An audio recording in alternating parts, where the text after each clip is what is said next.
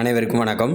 நம்ம இந்த வீடியோவில் என்ன பார்க்குறோம் அப்படின்னா, ரூபாய் 800 வந்து பார்த்திங்கன்னா 10 ஆண்டுகளில் கூட்டு வட்டி முறையில் ஒரு வருடத்திற்கு 2 முறை, சரியா, ஒரு வருடத்திற்கு 2 முறை கணக்கிடும்போது உங்களுக்கு எவ்வளோ கிடைக்கிது அப்படின்னா 926.10ன்னா அது எத்தனை ஆண்டுகளில் வந்து பார்த்திங்கன்னா இப்படி மாறுதுன்னு சொல்லி கேட்குறாங்க. கொஸ்டின் இதான்.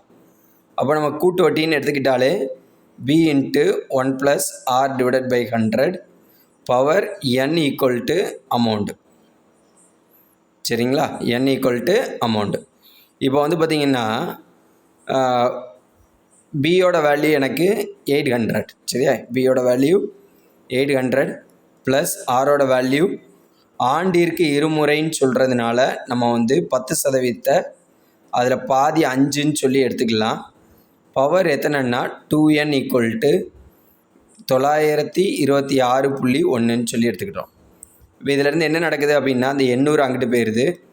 அப்போ 926.1 / 800.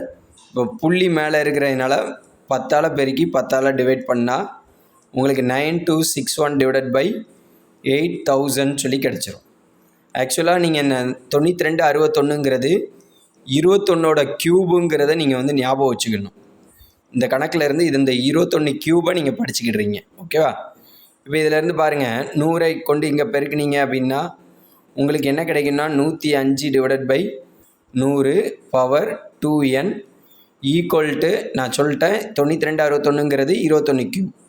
அப்போ உங்களுக்கு 21/20ஓட க்யூப் தான் என்ன அப்படின்னா உங்களுக்கு வந்து 8000.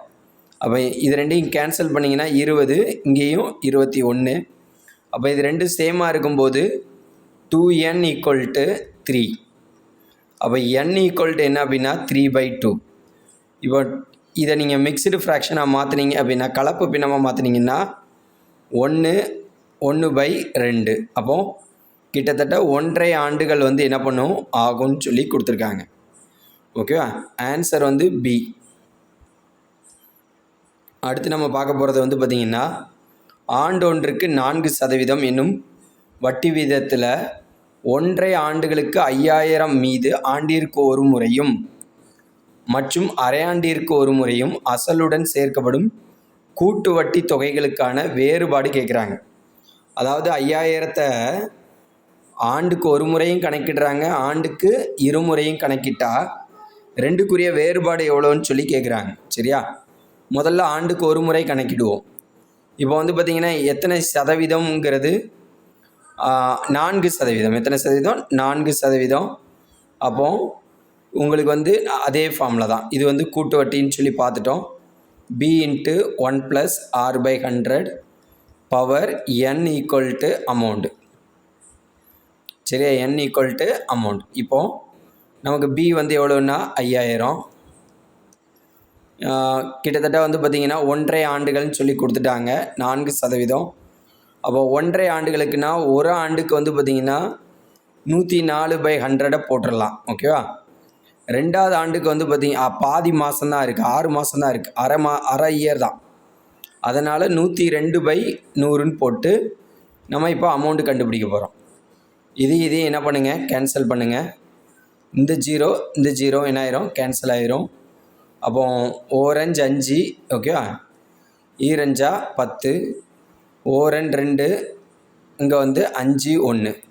அப்போ 104 நான் 51ஆல் பெருக்கிட்டா எனக்கு என்ன பண்ணிடும், கிடச்சிரும். 5×4 20, மீதி 20, சரியா. அடுத்து 4×5 5.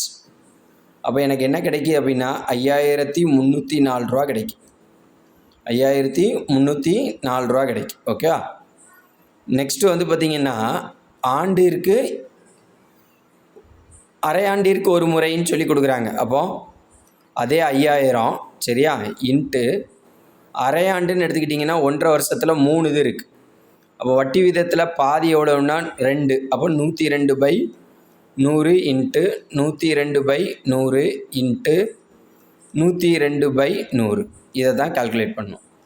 அப்போ 5000த்தில் இது 2 கேன்சல் ஆயிரும். இந்த 0க்கு இந்த 0 என்ன ஆயிரும், கேன்சல் ஆயிரும். 4×5 5, இதையும் கேன்சல் பண்ணிங்கன்னா 2×10, இது ரெண்டையும் கேன்சல் பண்ணிங்கன்னா 51ன்னு சொல்லி கிடச்சிட்டு.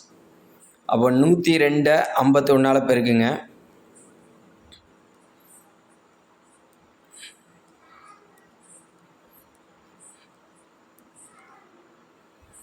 ஓகேவா? அடுத்து இன்ட்டு 102ன்னு சொல்லியிருக்கு.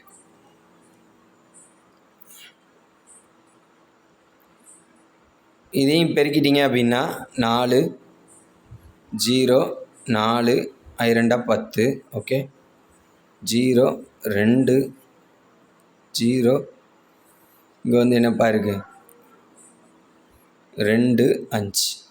இப்போது 4 0 6 0 3 5 டிவைடட் பை 100. இந்த 100 தான், இந்த 100. அப்போ எனக்கு 5000 இந்த வேல்யூ கிடைக்கி டிவைடட் பை 100ன்னு சொல்லி வருது. 100ன்னு இருக்கிறதுனால 2 ஸ்தானம் தள்ளி புள்ளி வைக்கிறேன். அப்போ எனக்கு வந்து பார்த்திங்கன்னா அரையாண்டில் கணக்கிட்டீங்க அப்படின்னா 5306.04. சரியா? ஆனால் ஆண்டிற்கு ஒரு முறை கணக்கிட்டீங்க அப்படின்னா எவ்வளோ கிடைக்கிது அப்படின்னா 5304. இது ரெண்டையும் கழிச்சிட்டிங்கன்னா ஆன்சர் 2.04ங்கிறது இதனுடைய ஆன்சர். அடுத்த கேள்வி வந்து பார்த்திங்கன்னா, ஒரு குறிப்பிட்ட தொகையானது எவ்வளோ வட்டி விகிதத்தில் 12 ஆண்டுகளில் 2 மடங்காக வளர்ச்சியடையும். நீங்கள் இந்த இடத்துல கொஸ்டினை எனக்கு இது சிம்பிள் இன்ட்ரெஸ்ட்டாக காமன் இன்ட்ரெஸ்டானா இங்கிலீஷில் பார்த்தீங்கன்னா சிம்பிள் இன்ட்ரெஸ்ட்னு கரெக்டாக கொடுத்துருப்பான். ஸோ அதனால் அதையும் நீங்கள் இங்கிலீஷ்லேயும் வாசிக்கணும். இங்கே டபுள்னு வந்துட்டுனா ஒரு வார்த்தை நான் சொல்லியிருக்கேன், n × r = 100. இதுதான் ஃபார்முலா. தனி வட்டியில் டபுள் ஆகணுன்னா n × r = 100. இதில் ஏதாவது ஒரு டேட்டா தான் தருவாங்க. அப்போ 12 ஆண்டுகள் கொடுத்துட்டாங்க. அப்போ வட்டி வீதம் கேட்குறாங்க. சரியா? அப்போ r = 100/12. இது ரெண்டையும் கேன்சல் பண்ணுங்கள். கேன்சல் பண்ணால் 50/6. இது ரெண்டையும் கேன்சல் பண்ணிங்கன்னா 25/3. அப்போ 8 1/3. அப்போ ஆன்சர் வந்து பார்த்திங்கன்னா பி தான் ஆன்சர். சரியா? அடுத்த கேள்வி, ஒரே அளவிலான வட்டி வீதத்தில் ஒரு குறிப்பிட்ட தொகையால் முறையே 6 ஆண்டுகள் 9 ஆண்டுகளுக்கு பெறப்படும் தனி வட்டியின் விகிதாச்சாரம் என்னன்னு சொல்லி கேட்குறாங்க. முதல்ல தனி வட்டின்னு கொடுத்துட்டாங்க. அப்போ நமக்கு ஃபார்முலா PNR/100 = தனி வட்டி. சரியா? இப்போ இதில் என்ன கொடுக்குறாங்க, விகிதம்னு கொடுத்துட்டாங்க. ரேஷியோன்னு ஒரு வார்த்தை இருக்குது. ரேஷியோன்னு ஒரு வார்த்தை இருக்குது. அப்போது முதல்ல அதே ஒரே மாதிரியான தொகை தான், 9 ஆண்டுகள். சரியா? 6ம் ஒரே அளவிலான வட்டி வீதம் டிவைடட் பை 100. அதுக்கப்புறம் ரேஷியோங்கிறதுனால 1 கீழே 1 போடணும். B × R × divided by 100. இந்த பியும் கேன்சல் ஆயிரும், 6 கேன்சல் ஆயிரும், 100 கேன்சல் ஆயிரும். நமக்கு 9/6ன்னு சொல்லி கிடைக்கும். இதில் சிம்பிள் இன்ட்ரெஸ்ட் வந்து முதல்ல எது இருக்குது, 6 வருஷம் இருக்கிறதுனால மேலே 6 போடணும், கீழே 9 போடணும். சரியா? கீழே 9 போடணும்.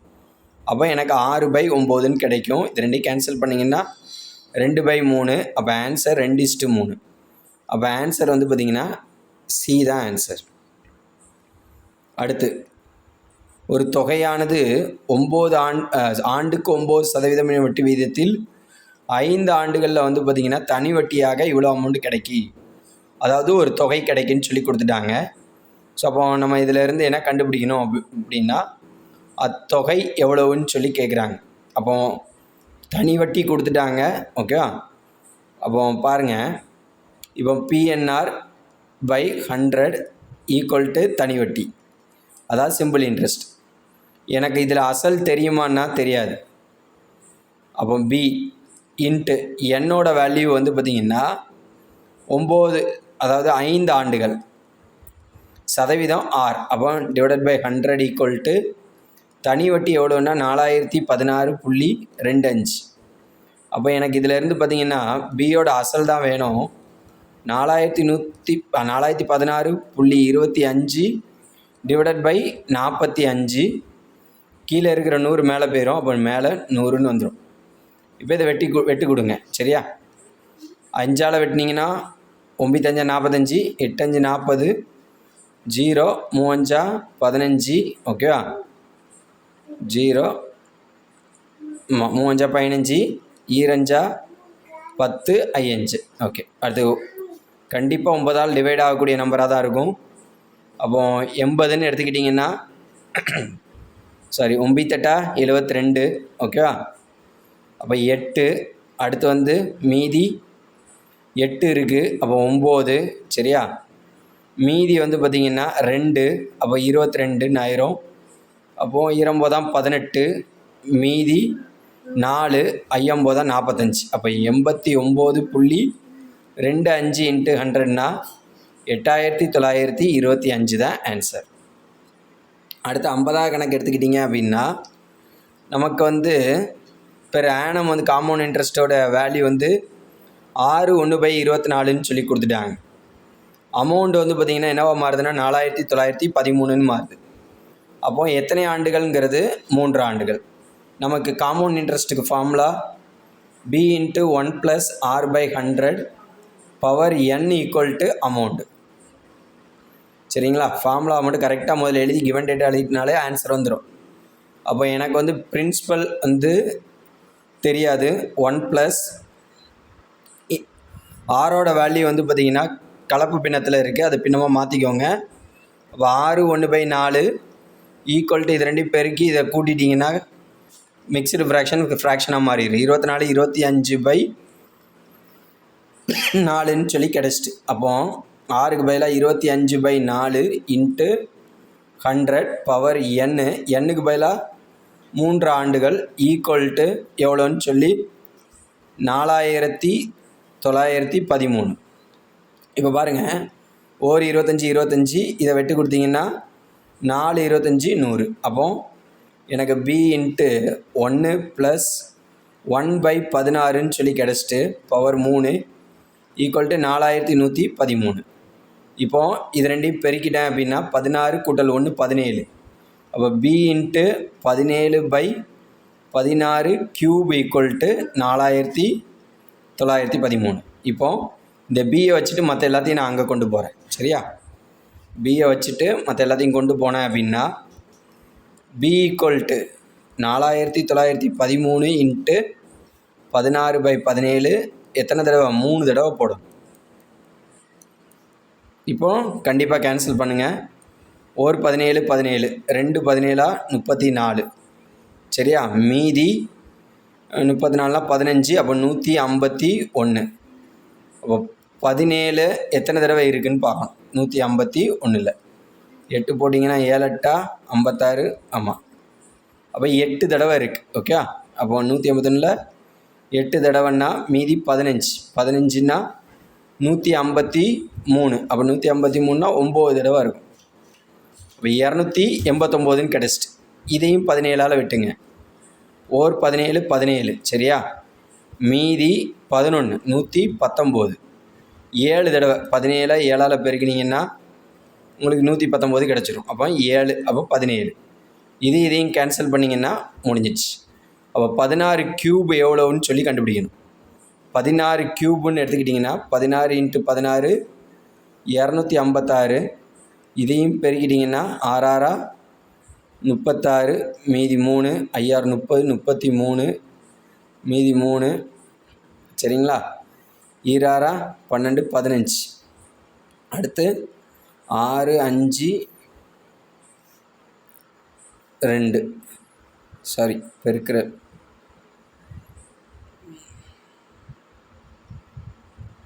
6 9 10 சாரி அதாவது 16 16 6 36, மீதி 3 1 6 9 6 1. ஓகே. இப்போ 256 தான். இதை நான் என்ன பண்ணுறேன், 16ஆல் பெருக்கிறேன். 6 36, 5 30 33, அப்போ 12 15. ஓகே.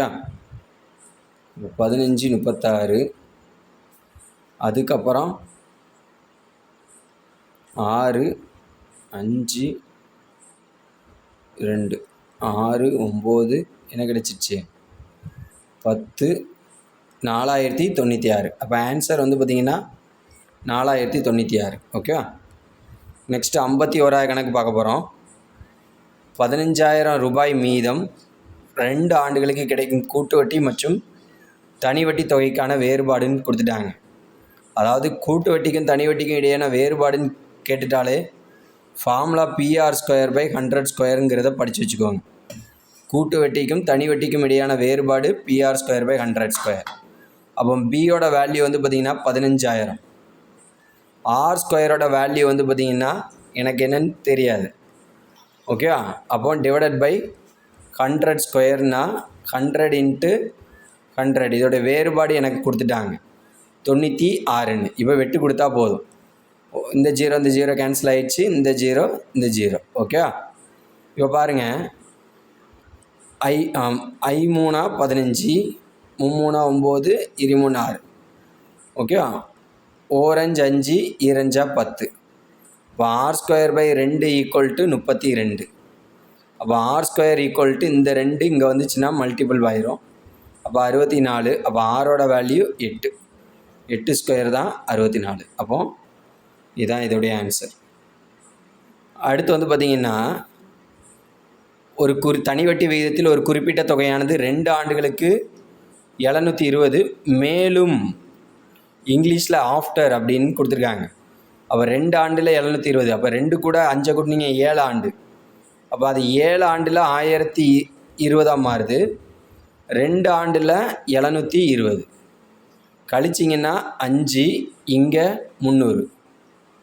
அப்போ ஒரு ஆண்டுக்கு எவ்வளவு அப்படி வட்டி அப்படின்னா 300 ÷ 5 60 ரூபான்னு சொல்லி கிடச்சிருச்சு. அப்போது இங்கே 2 ஆண்டுன்னா என்ன ஆகிருக்கும்? 120 ரூபா வட்டி ஆகிருக்கும். அப்போ 720ல் 120 கழிச்சிட்டிங்கன்னா 600. அப்போ இதனுடைய ஆன்சர் வந்து பார்த்திங்கன்னா 600. அடுத்து 15,625 அதில் 8% வட்டி விகிதத்தில் 3 ஆண்டுகளுக்கு கூட்டு வட்டியை காண்கன்னு சொல்லி கொடுத்துருக்காங்க. அப்போ நமக்கு வந்து பார்த்திங்கன்னா 15,625 இன்ட்டு ஓகேவா எத்தனை சதவீதம்? 108. 108 ÷ 100 இன்ட்டு 108 ÷ 100 இன்ட்டு 108 ÷ 100. ஆக்சுவலாக P × 1 + R/100 power n = amount தான் கிடைக்கும். சரிங்களா? சரி, இப்போ இது ரெண்டையும் வெட்டு கொடுங்க. இது 25 4, இது வந்து பார்த்திங்கன்னா 2 7. 25 27 4ஆம் வாய்ப்பாடால் நான் வெட்டு கொடுக்குறேன். 25³ மனப்பாடம் பண்ணிக்கோங்க. 15 625. அப்போ 27³ தான் இப்போ நம்ம கண்டுபிடிக்கணும். 27³ 27² 729. அதை 27ஆல் பெருக்குங்க. 9 63, 6 7 14, 14னா 20, 7 49. அப்போ 51. சரியா? 8 5 7 2 14, 3 8 6 9 1. அப்போ எனக்கு அமௌண்ட் வந்து பார்த்திங்கன்னா எவ்வளோ அமௌண்ட் கிடைக்கும் அப்படின்னா 3 வருஷத்துக்கு அப்புறம் 19,683. அப்போது அசல் வந்து 15,625 கழிச்சிங்கன்னா வட்டி கிடச்சிரும். 13ல் 5 போனால் 8, 7 அப்போ 5, இங்கே 6. ஓகே, அப்போ 0. இப்போ வந்து பார்த்திங்கன்னா 19ல் 15 போனால் 4. அப்போ ஆன்சர் 4058. அடுத்து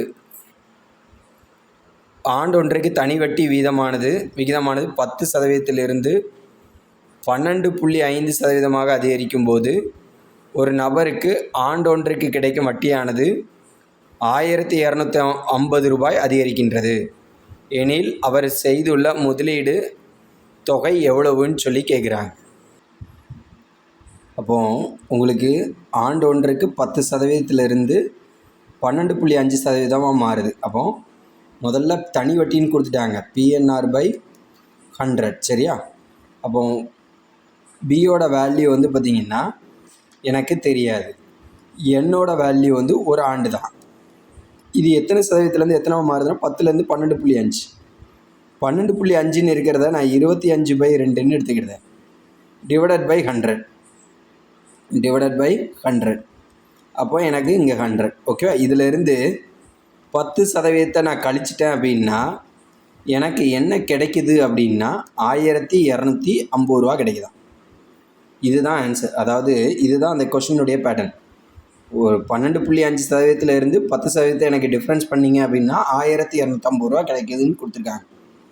அப்போ இங்கே பாருங்கள், 25B டிவைடட் பை ஓகேவா 200ன்னு வச்சுக்கலாம், minus 10B divided by 100 equal to 1250.